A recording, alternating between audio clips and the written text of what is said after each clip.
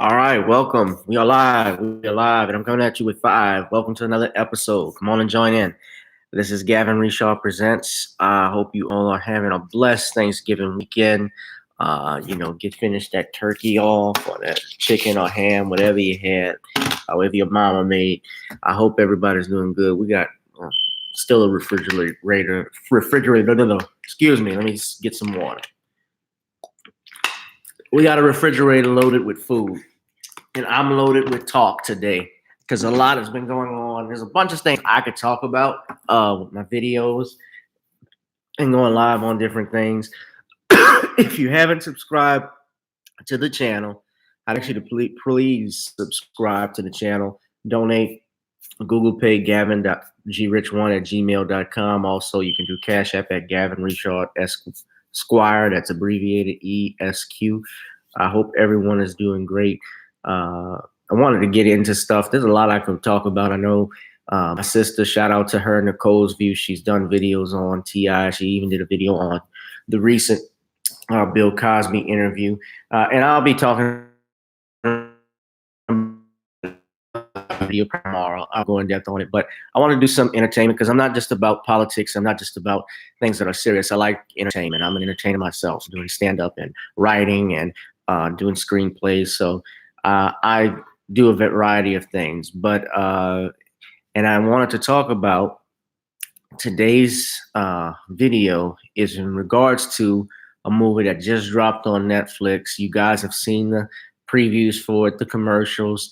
It's got over the trailer alone. The teaser trailer got over, I think, 2.3 million views in less than 48 hours when it dropped, because it was that popular. People had talked about it because The Irishman is Martin Scorsese's, I would call it his magnus opus of gangster films that he's done.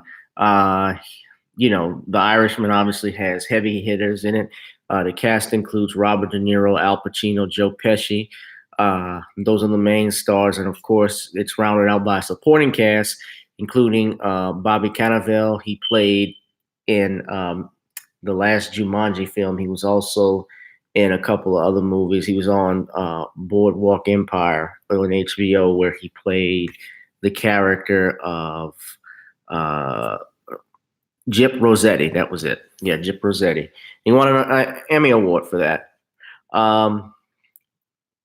No, he won an Emmy Award, on Will and Grace. Yeah, he played a boyfriend. I don't even watch it. I'm just reading his wiki profile. He was married, interesting, to Jenny Lumet, who actually is the granddaughter of Lena Horne.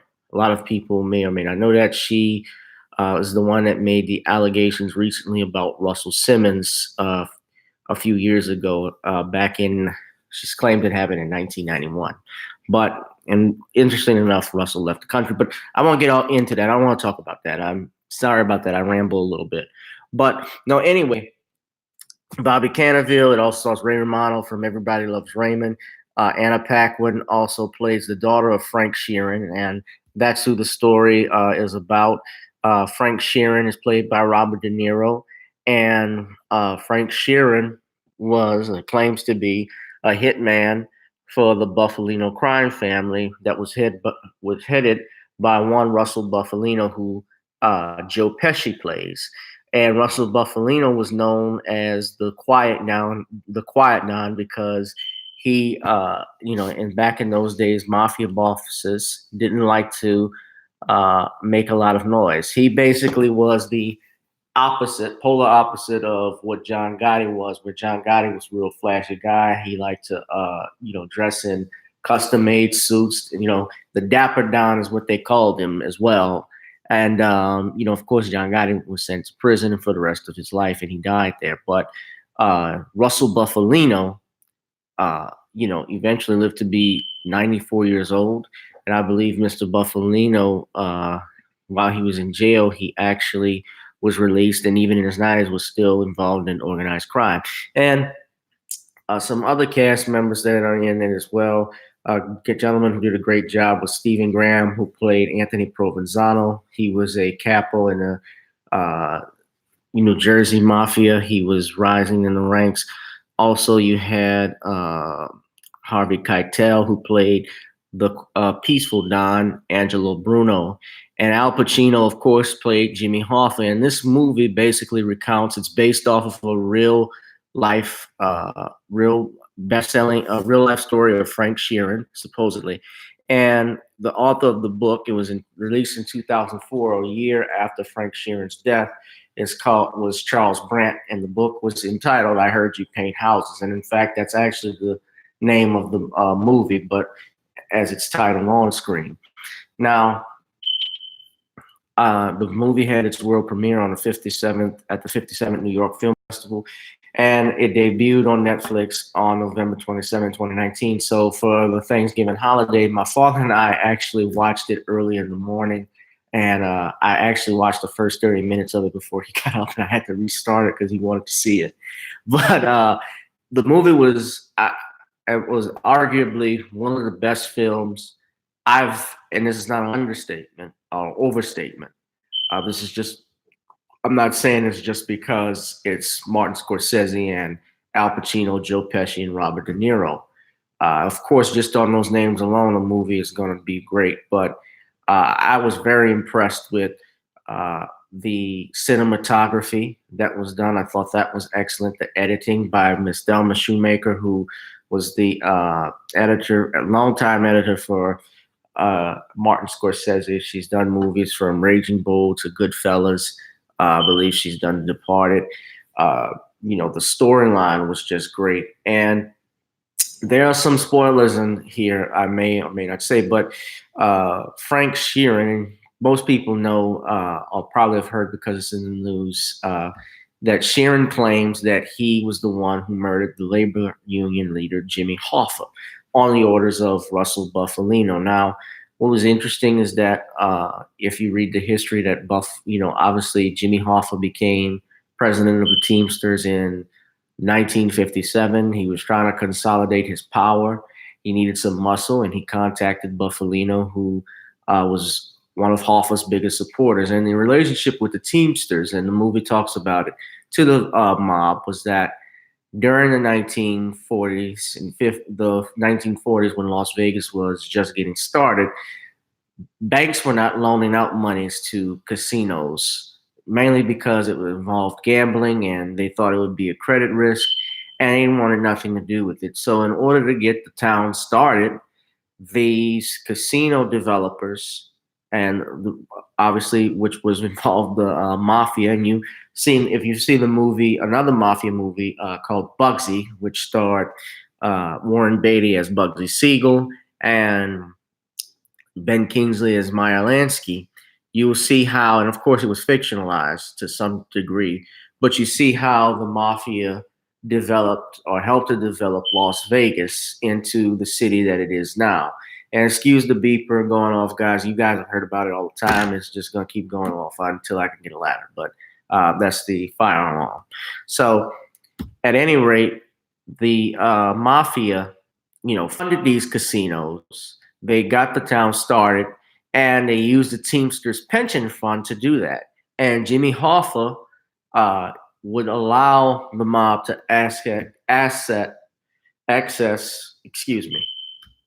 he allowed them to access the pension fund in order to fund those casinos, and it got the town started. And even Charles Brandt, who wrote I Heard You Paint Houses, even thought that Jimmy Hoffa should get a statue in Las Vegas, because without it, the town would have never gotten developed.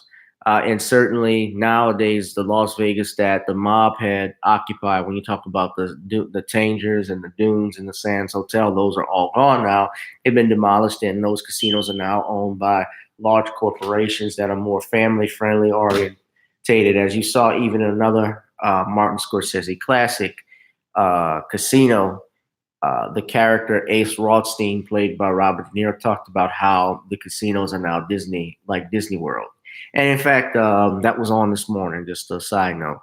But getting back to The Irishman, it details Frank Sheeran's life from the time that he was briefly when he was a soldier in the 45th Infantry in the Army. He actually saw combat for 411 days, which has to be a record, for any soldier. And he supposedly committed multiple war crimes, including killing prisoners of war. And that's how he developed his skills as an assassin and empathy for human life. And the movie in particular just details and the amount how strong the mafia was back then, but also the movie essentially revolves around loyalty and betrayal. Those are very important themes in it because, on one hand, Frank Sheeran, who was a mafia assassin, he was Buffalino put Frank Sheeran in contact with Jimmy Hoffa, and basically the two became friends, and Hoffa and Sheeran were close, and Sheeran acted as Hoffa's bodyguard primarily. Whenever Jimmy Hoffa went, Frank Sheeran was there because he was a mountain of a man.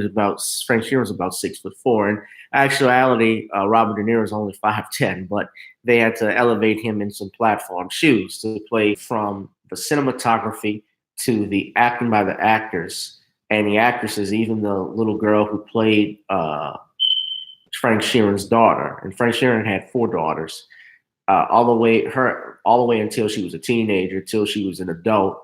She was played by Anna Paquin, who was the star of True Blood, and she's a former Academy Award winner of the movie. I think she played in The Pianist, if I'm not mistaken.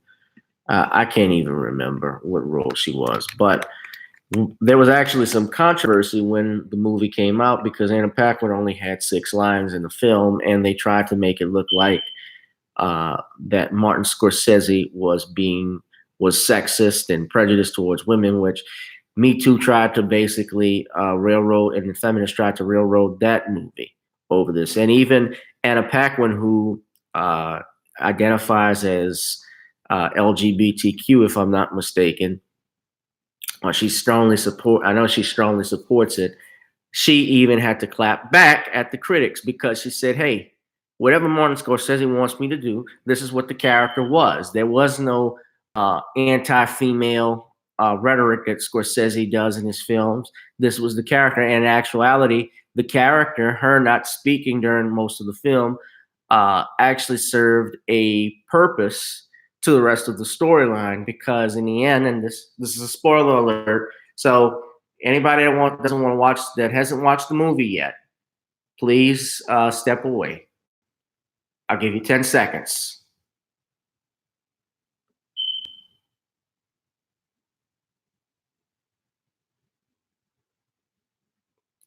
Okay, so the character that she plays, Peggy Sheeran, as Frank Sheeran's daughter, one of his daughters, she knows what her father does for a living. He paints houses, and in turn, I heard paint houses in mafia slang means you kill people. And he also did his own carpentry work, which in mob slang meant he got rid of the bodies.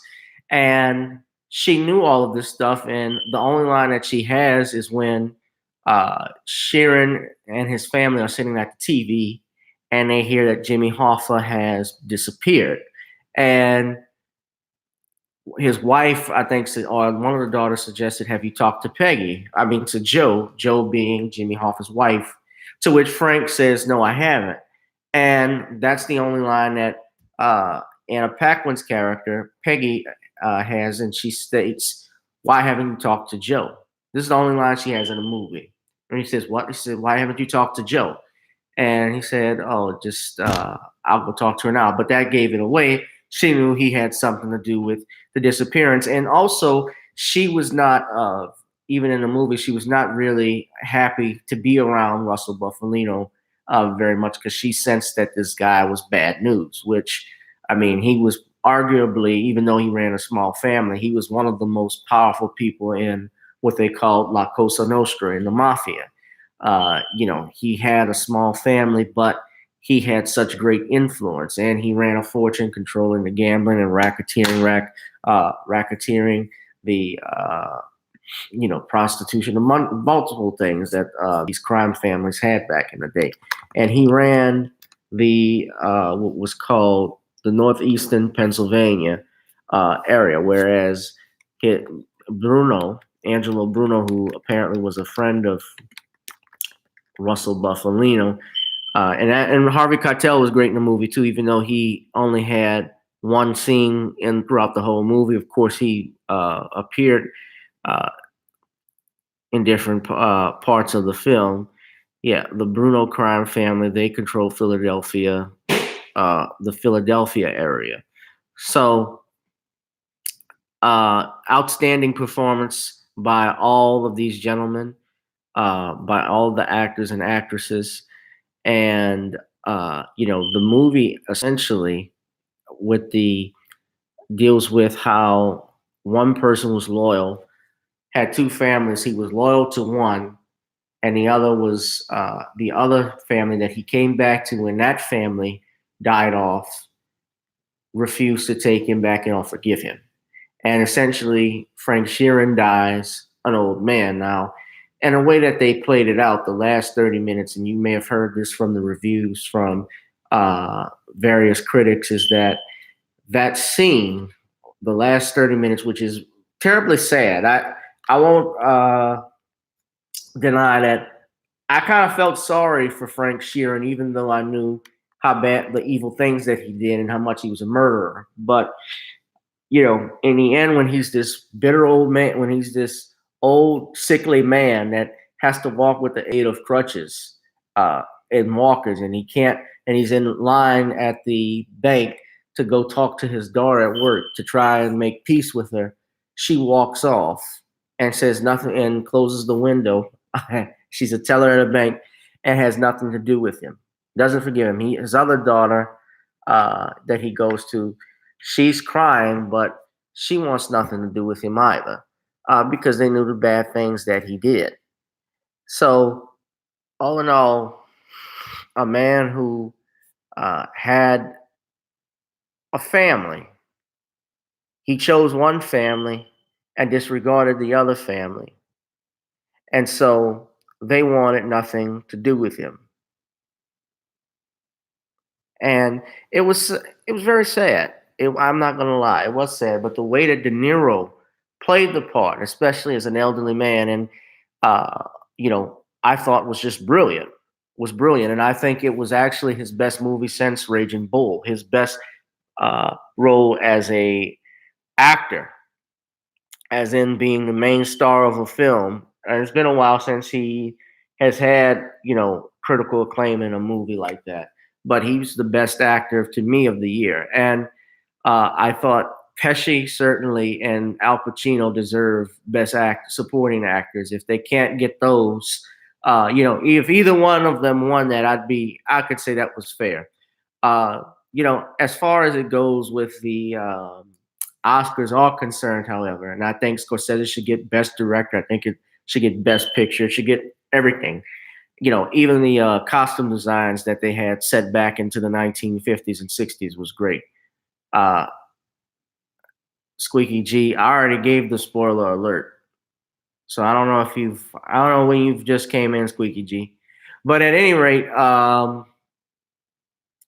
Irishman, I thought was a great film.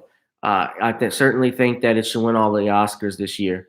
But I will say this to you. When it comes to Oscars, I don't really get caught up in awards and ceremonies because many times those awards that they give out, they give that based off political reasons. Of course, I thought when Sam Smith won the Oscar for Writings on the Wall for the James Bond film, I think that was in 2015 or 2016.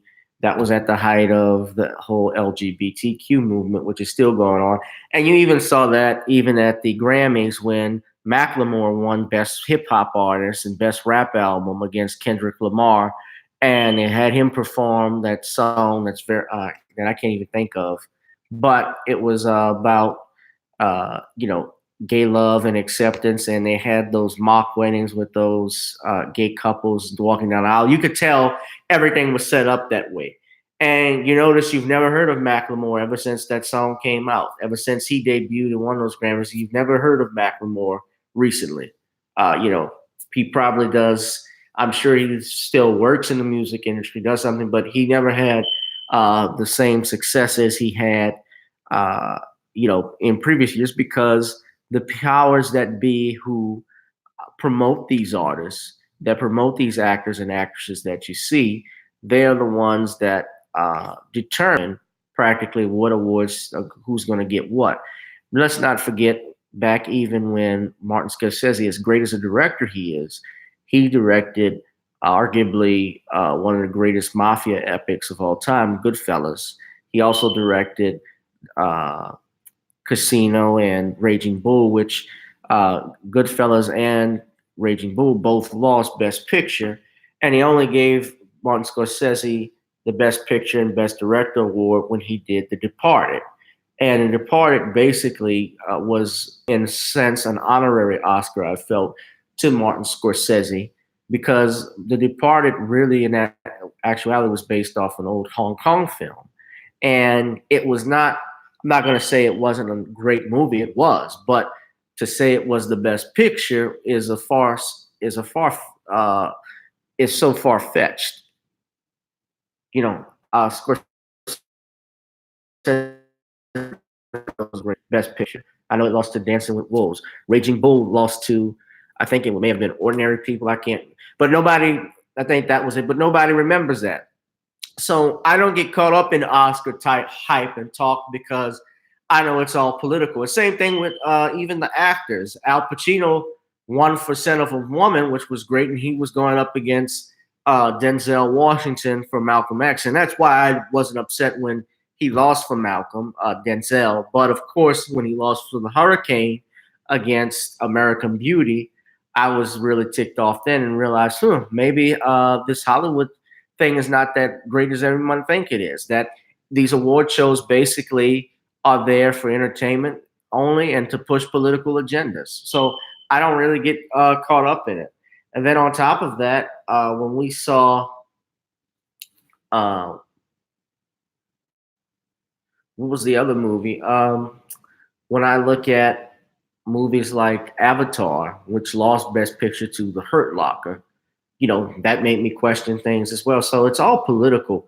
And it's a big country club and show for Hollywood that really does not benefit us as a society. Award shows have just fallen off completely. Even the Soul Train Awards this year, which were at one point back in the 90s, the Soul Train Awards were just as popular as what the Oscars were because you had a who's who in Black artistry and Black music that would be out there, as well as Hollywood stars and Black Hollywood stars like Eddie Murphy would be there.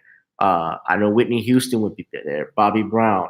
I think Eddie Murphy actually presented an award to Michael Jackson. I remember that when Michael Jackson sprained his ankle and was supposed to perform Remember the Time. I think Elizabeth Taylor also came out.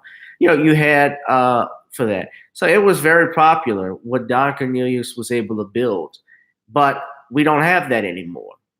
It's just become it's certainly a far cry from what it was years ago. And I think because the industries have changed, I think also because we live in the world of computers and cell phones where don't see live entertainment like you could back then, where every time you watched an award show, you had to actually watch the show on television. There was no computer then where you can come catch back later.